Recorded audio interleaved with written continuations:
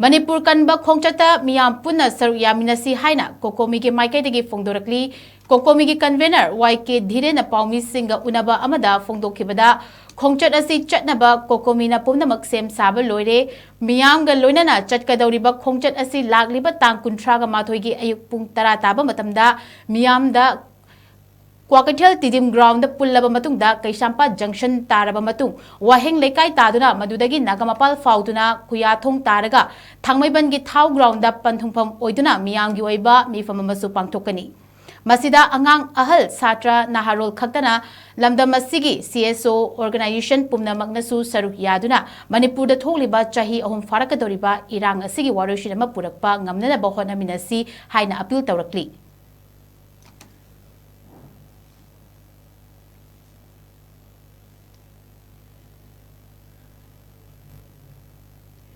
Manipur ki tongan mafam dagi laiba koi kuding mangna sinphang kuding magte sinphang video kuding mangna tidim ground da pulla matungda tidim ground dagi koi tidim lambi sida koi imphal tamna somda kaisam part fau pa haigal akanda kaisam patagi amu koi waheng lekai fauraga waheng lekai dagi nagamapan taraga nagamapan dagi kuyathong taraga kuyathong dagi thamaiban road chatlaga ekoi thangoi gi thangoi athletic union gi ground da ekoi miyam gi ba public meeting amaga loinana ariba function asi pangtok jagani mamang da ekoi na sinjakhiba tong asigimba program asigi mamang da ekoi announcement tawjakhibu gi muta ekoi na haijari ba hujiki tidim ground da meyam chi thungbiraga pung tara tabo hog thungbiraga hariba khongchatta si Saruk Yaminnashi Mapun Phanminashi habisi ai thamjage dugo loina maruina hairiba Khongchatta si mapung phanabagi damakta ekoina hana sumangjongna na thamjakre madudi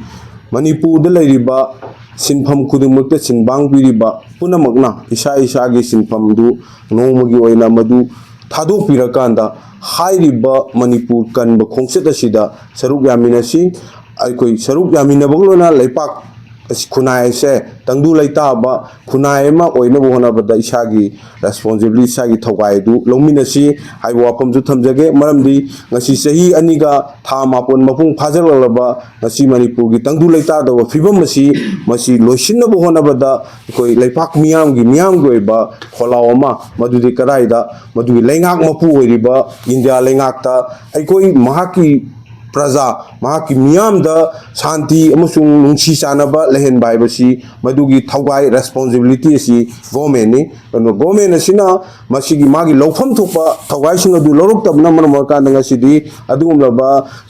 narco terrorist sing da aikoi sawgatlakanda sawgatpa manwa mongda thabak tawrakanda nga sidi aikoi masel gi marakta miyoi bagi fundamental right me am indian constitution piba fundamental right me am koi namsel laga sei ahum thambase masi prithvi gi leba amta da thoktaba adugumlaba thogdok kano amani satna kanglo lamani adu indiana sigumba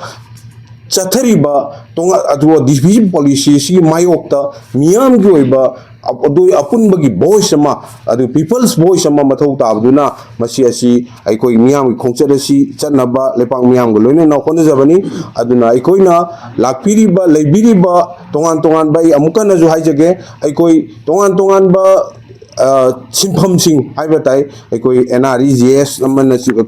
job ka na singba tongan ba thabak subiri be sing sina aikoi magi ngasi numitumagi di aikoi sintha du lepira kanda aikoi hariba release soidana yaw phadaba adum lebak ki damaktani haiji khanbira kanda masi Saruk Yaminnashi Manipur kannabagi damakta aikoi lairiba kanglu phurup naidana antaki Khongchatta sida Manipur da khunda minariba yellow phurup natraga tongan ba Manipur da uji ngong yero akoi ningsing ba thoktra matam dagi amusu matam damasi da khunda minariba tongan ba community gi laibiriba phurup punamangna aikoi hairiba Khongchatta sida mapung phana sawal kanda aikoi Manipur si tangdwa laita ba leipak ama state ma oina bo hona bada aikoi shanti pami